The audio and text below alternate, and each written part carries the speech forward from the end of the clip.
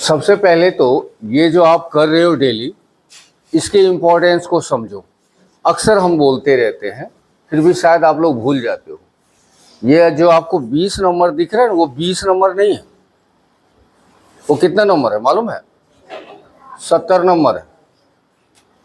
वो 70 नंबर है, खाली एक नमूना है। जैसे हम लोग देगची में चावल बनाते हैं, भात बनाते हैं, तो हमारा भात रेडी है कि नहीं है, वो चेक करने के लिए एक ही चावल निकाल करके दाब के देख लेते हैं कि भाई रेडी हो गया। ऐसा नहीं पूरा देगची ही उल्टे और बैठ गए पालथी मार करके एक एक चावल दाब दाब करके देख रहे हैं। ऐसा होता है क्या? नहीं होता। उसी तरह ये एक नमूना है जो आप डेली कर रहे हो। आपको याद भी नहीं होगा। हमको तो ऐसा लग रहा है प्री टेस्ट में जो 20 क्वेश्चन आप डेली बनाते हो, उसके हिसाब से अभी तक में 700-800 क्वेश्चन आपने बना लिया होगा। अगर 20 के हिसाब से 30 क्लास मान लो तो भी। इसलिए हमको इस बात का भरोसा है कि मेरा जो रेगुलर स्टूडेंट है, एग्जाम में ना कांपेगा नहीं पैर, हाथ नहीं कांपेगा। 100 में से 50 ऑब्जेक्टिव वो मार करके ही आएगा। I am talking about the regular student. टपकू स्टूडेंट के बारे में नहीं कर रहे हैं। टपकू समझते हैं, महीना में किसी दिन मन नहीं लग रहा है तो चलो कोचिंग पहुंच जा रहे हैं। वैसे स्टूडेंट के बारे में बात नहीं कर रहे। जो रेगुलर हैं उनके बारे में बात कर रहे हैं। चलो आते हैं, देखते हैं। तो हमने कहा 70 या 60, 65 जो भी बोला, ये क्या है? एमसीक्यू है। 50 तो रहेगा ही, उसी का एक नमूना है जो डेली आप करते हो। 50 वो हो गया। मैच द कॉलम रहेगा ही, पोएम वाला से यानी कविता सेक्शन से रहेगा और कहानी सेक्शन से। 5 + 5 10, 60 हो गया। ट्रांसलेशन रहेगा ही, रहता है ना एग्जाम में। हाँ, तो हुआ कि नहीं हुआ? 60-70 नंबर तो है ही। कोई अभागा होगा जो अपना क्लास यहाँ कर रहा है और वो कहेगा सर मिनिमम 70 तो हम नहीं ला पाएंगे। ऐसे जो देंगे उसमें से 4 कहेंगे ये 4 में से 1 नहीं आया तो हम झूठे, हम गलत साबित होंगे। तो 8 नंबर का रहेगा ना वो भी। तो 80 तो घुस गया ऐसे ही, खेलते कूदते, थोड़ी सी मेहनत। और रहा सब्जेक्टिव का, हम आपको छठ के बाद 4-5 पेज कहेंगे, ये 5 पेज रेडी कर लेना, फुल स्टॉप कॉमा। 80 के बाद 20 बचता है ना, वो 20 के लिए कर। और उस 5 पेज से इधर उधर नहीं हो सकता। ऐसे तो हम क्वेश्चन आउट नहीं कर रहे। अरे क्वेश्चन तो नहीं निकलवा ले रहे हैं बोर्ड से कि भाई यही आएगा एकदम एग्जैक्ट, लेकिन 95 तक का तो हमको श्योरिटी है। 5 नंबर इधर उधर होगा। मेरे बच्चे इतने लायक हैं कि वो 5 नंबर भी खुद से जब उनको जरूरत पड़ेगी कि भाई 2 क्वेश्चन आ गया, शॉर्ट क्वेश्चन, अपने से भी 2 लाइन बना के लिखना है, वो बना लेंगे। इतना भरोसा है। और आपको भी ये पता है कि पूरा नवंबर और आधा दिसंबर, लगभग 15-17 दिसंबर तक जाएगा ही। ये 1.5 महीना का जो फासला बहुत महत्वपूर्ण होने वाला है, क्योंकि नवंबर में कोई छुट्टियां नहीं है, कोई छुट्टी नहीं। दिसंबर में भी कोई छुट्टी नहीं है। ये तो बेहतरीन महीना गुजरने वाला है। इसमें हम लोग सॉलिड, माने जो बचा कुचा कसर रहेगा वो भी पूरा कर लेंगे। हम ये गारंटी दे सकते हैं कि नवंबर खत्म होते होते आपने अगर ये नहीं कहा कि आज इंग्लिश का एग्जाम होगा सर, आज हम 100 में से लगभग 95 तक तो अपने दम पर बना लेंगे, 2-4 क्वेश्चन इधर उधर हो सकता है, तो हम आपसे झूठ बोल रहे हैं। इसके लिए आपको केवल एक ही चीज तय करना है, क्या? डेली करना है क्लास। डेली आओगे तभी तो रिवीजन होगी। डेली क्लास करो, क्योंकि हम डेली कहते हैं 50 नंबर जो ऑब्जेक्टिव आएगा ना, उसका रट्टा नहीं मार सकते आप, उसको डेली प्रैक्टिस करना है। चलिए देखते हैं क्या है। पहला है, Gandhi ji was more a dash leader than a politician. Gandhi ji राजनीतिज्ञ से भी ज्यादा क्या थे? गांधी जी बड़े राजनीतिज्ञ नहीं थे। राजनीति में उनकी कोई बहुत ज्यादा रुचि भी नहीं थी। देश को आजाद कराना है, इसके लिए उनमें एक समर्पण भाव थी। अदरवाइज राजनीति से उनको, अगर राजनीति से रुचि रहती तो देश के आजादी के बाद अगर वो इशारा भी कर दिए होते तो कोई रोक सकता था प्रधानमंत्री बनने से? क्योंकि वो तो सर्वोच्च नेता थे। कोई रोक सकता था राष्ट्रपति बनने से? जो चाहते वो। उन्होंने कहा नहीं, मुझे पद की कोई लालसा नहीं, मेरा काम आजादी तक का था, आजादी हो गई, मैं क्या हूं, मुक्त हूं। तो वो राजनीतिज्ञ नहीं थे, वो हकीकत में एक स्पिरिचुअल लीडर थे। स्पिरिचुअल मतलब होता है आध्यात्मिक, जिन्होंने धर्म ये वो, जानते हो उनके प्रार्थना सभा की शुरुआत ही होती थी किससे, रघुपति राघव राजा राम पतित पावन सीताराम, प्रार्थना के साथ। तो वो एक स्पिरिचुअल लीडर थे। तो सही जवाब है पहला का बी नंबर, स्पिरिचुअल। चलो आते दूसरे को देखते हैं। द वर्ड इरुडिशन मीन्स, इरुडिशन मतलब विद्वता होती है, हाँ।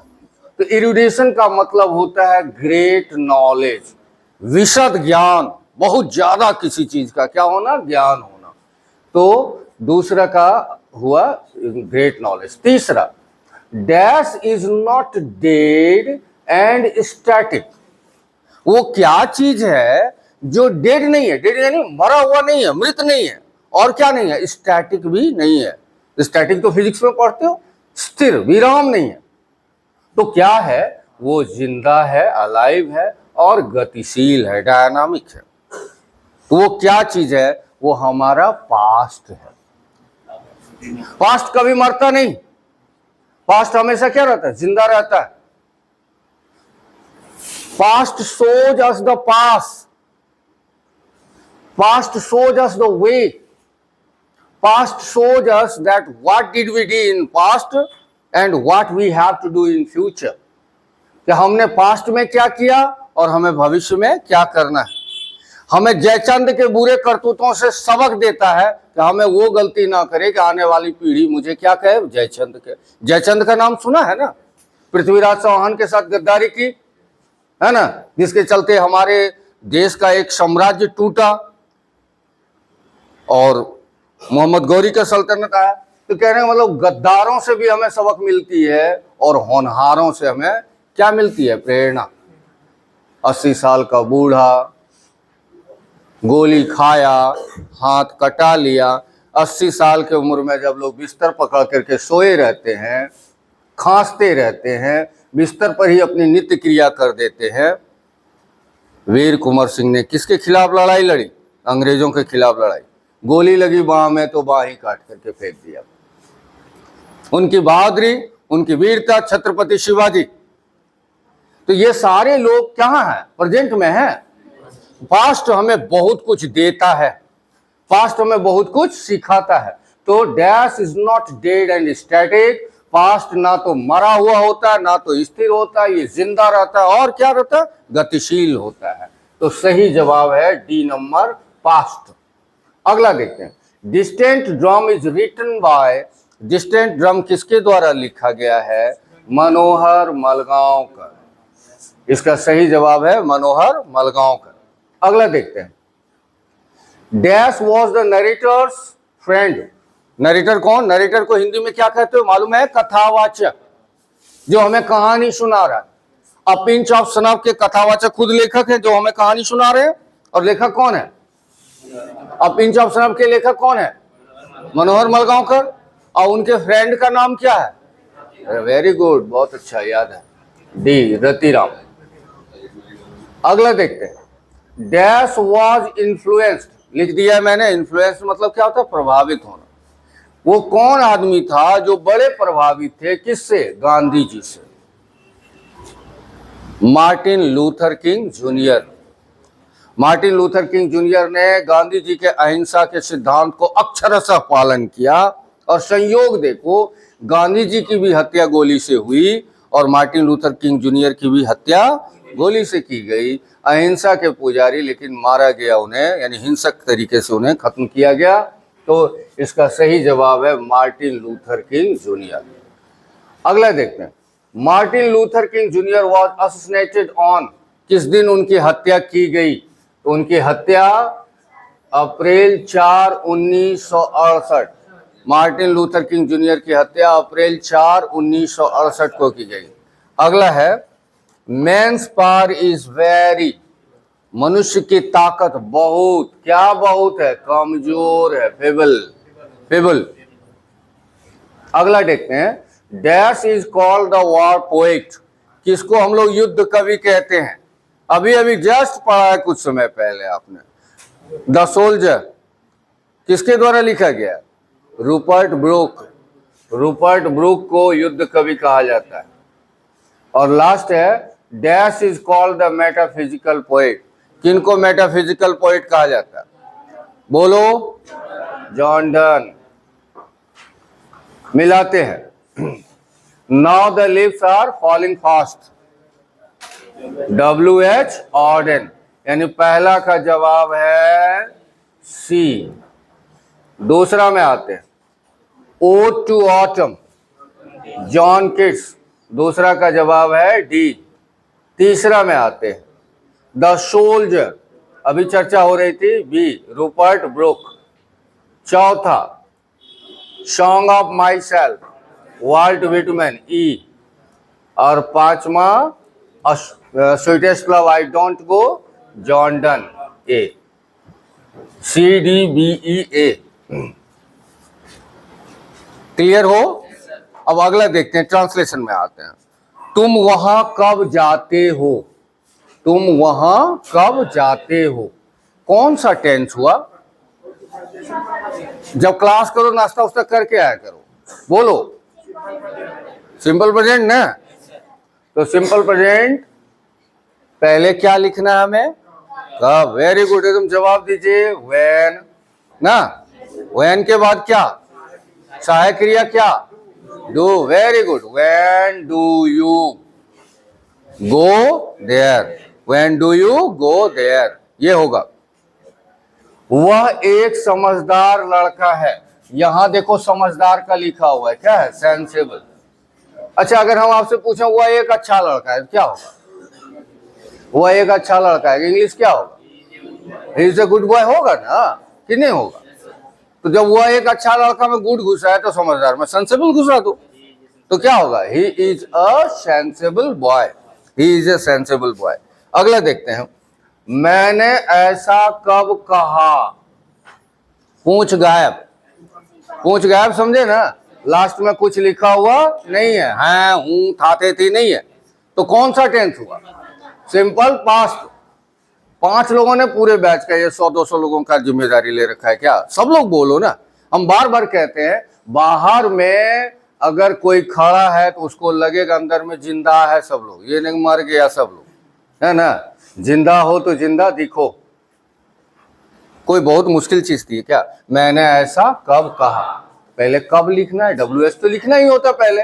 When did, very good, when did I, when did I, कहना का क्या है? से। आपको मालूम है डिड लगने के साथ ही V1 रहता है। व्हेन डिड आई से, और ऐसा का सो, व्हेन डिड आई से सो, व्हेन डिड आई से सो। अगला है, बच्चे सुबह से भूखे हैं, बच्चे सुबह से भूखे हैं, कौन सा टेंस? बोलो, प्रेजेंट परफेक्ट कंटिन्यूअस। पार्ट 2 में पढ़ाते हैं, हाँ, पार्ट 1 में तो क्रिया रहती है, पार्ट 2 में नाउन या एडजेक्टिव रहता है। तो children have been hungry, children have been hungry since morning, सुबह से में सिंस लगेगा, children have been hungry since morning. और लास्ट में है, आपको वहां जाना चाहिए था, चाहिए था है, क्या लगाइएगा? Very good, you should have. Should have के साथ क्रिया का कौन सा रूप होगा? तीसरा रूप, you should have gone there ना। बताओ, 20 में 20 किसी का सही था क्या? कोई नहीं। 19, कोई नहीं। 18, वेरी गुड।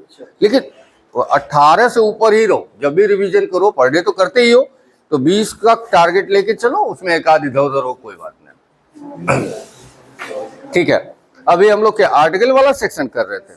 हाँ, कितने पॉइंट्स हुए हैं याद है? कितना हुआ?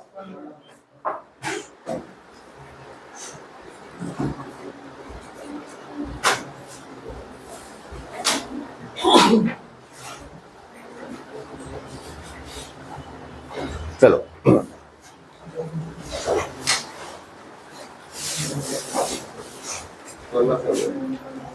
अब हम लोग देख रहे हैं लास्ट क्लास से कहां से शुरू किए हुए हैं, द का प्रयोग। कहां कहां हम लोग क्या लगाते हैं, द लगाते हैं। 16 नंबर में देखो, the is used before the name of the, ऊपर में ही लिख दिया गया है ये। और अभी देखिए आप लोग को पीडीएफ हम शेयर कर दिए हैं दोनों का, टाइम एंड टेंस का भी पीडीएफ दोनों शेयर कर दिए हैं। टाइम एंड टेंस में वो है कि आपको कैसे पता चलेगा कि यहाँ सिंपल प्रेजेंट होगा, यानी ट्रिक दिया हुआ है। नोट्स को देख लोगे, पीडीएफ उसका शेयर। और ये है क्या कहते हैं, आर्टिकल का। तो आर्टिकल में अभी हम लोग किसका पढ़ रहे हैं, यूसेस ऑफ द, यानी कहाँ कहाँ द लगाते हैं। तो अभी तक में हम लोगों ने 15 तक स्टडी कर लिया है, 16 का देखते हैं।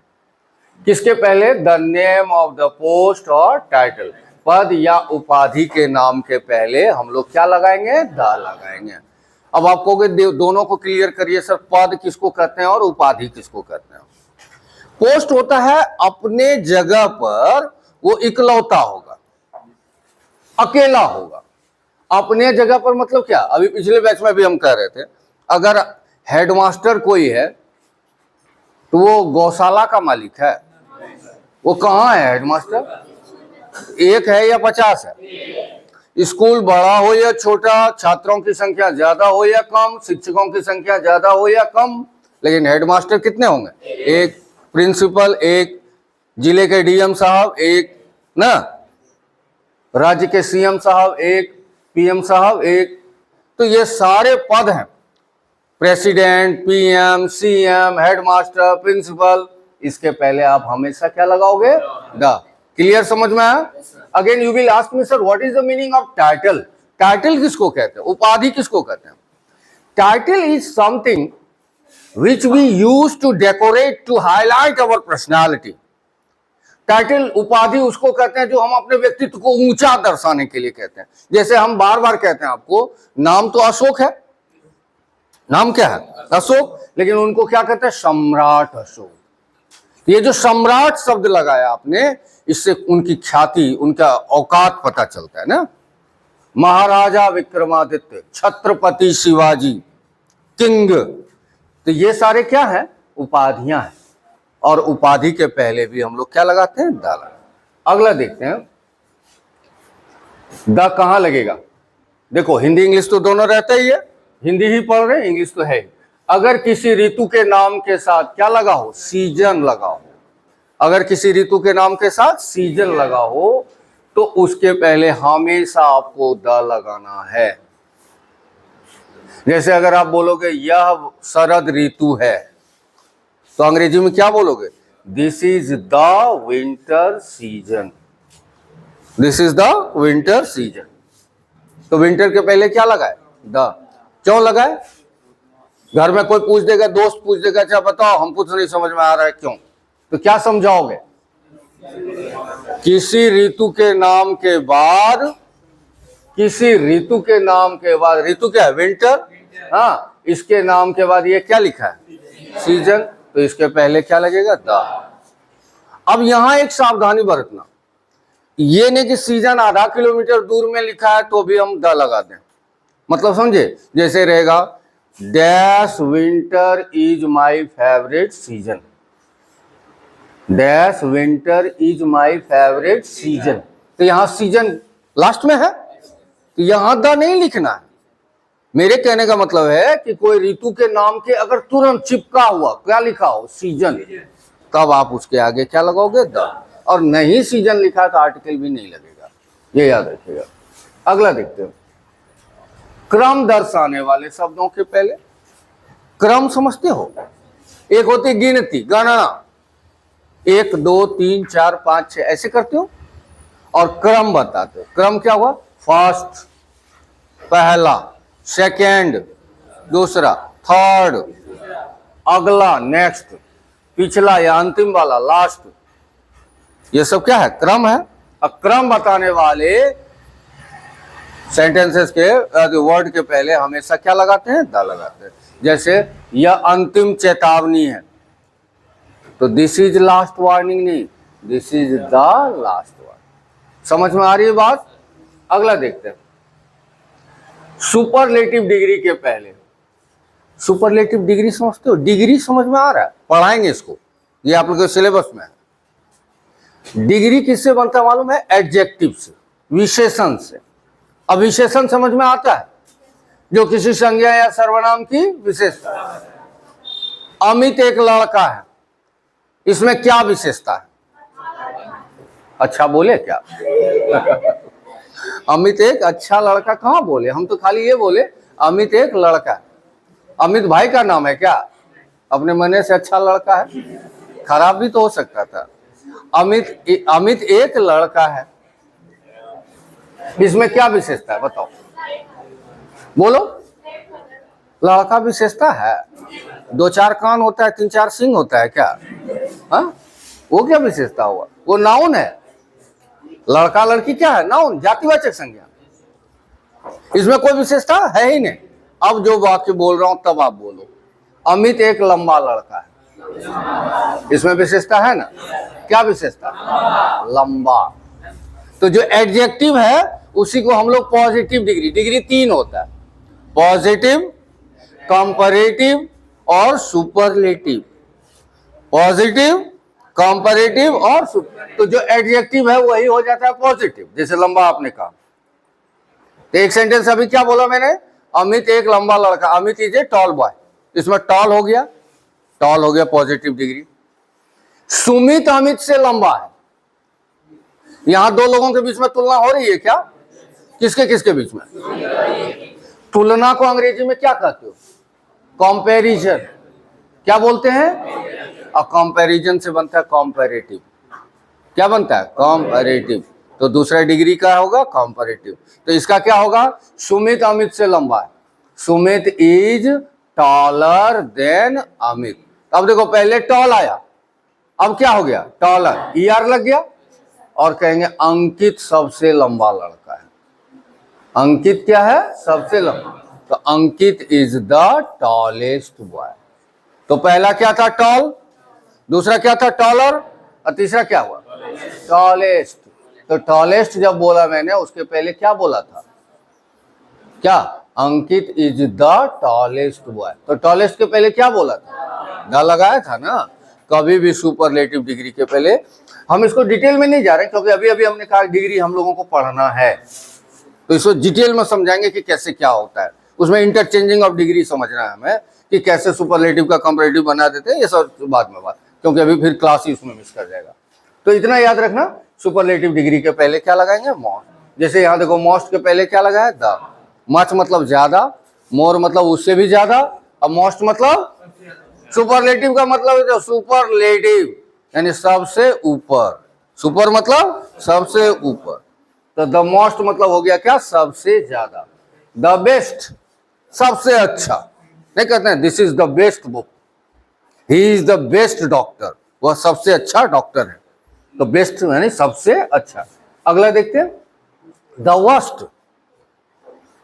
वर्स्ट सबसे बुरा, बैड मतलब बुरा होता है, उसका कंपैरेटिव हुआ वर्स, WORSE।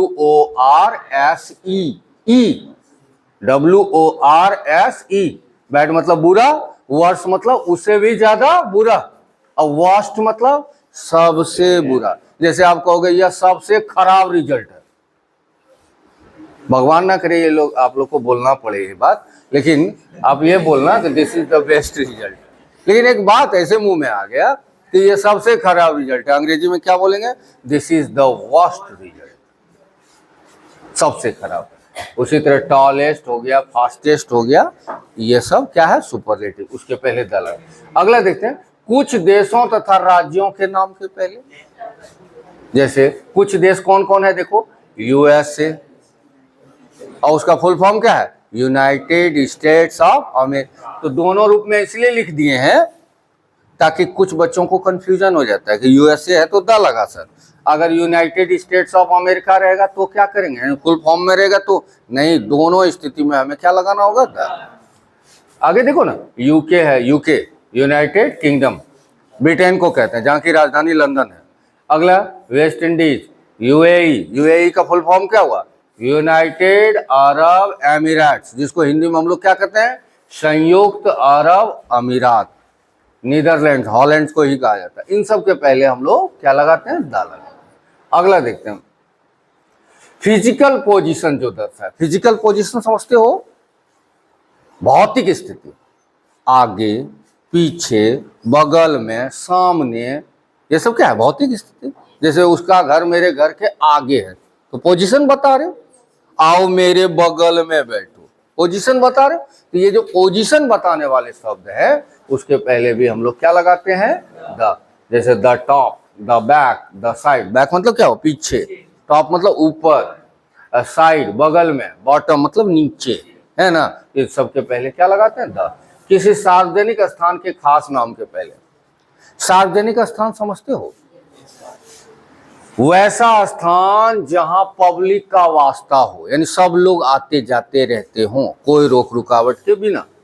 जैसे अपनी कोचिंग है, ये निजी है या सार्वजनिक है, आप हो तो कोचिंग है ना।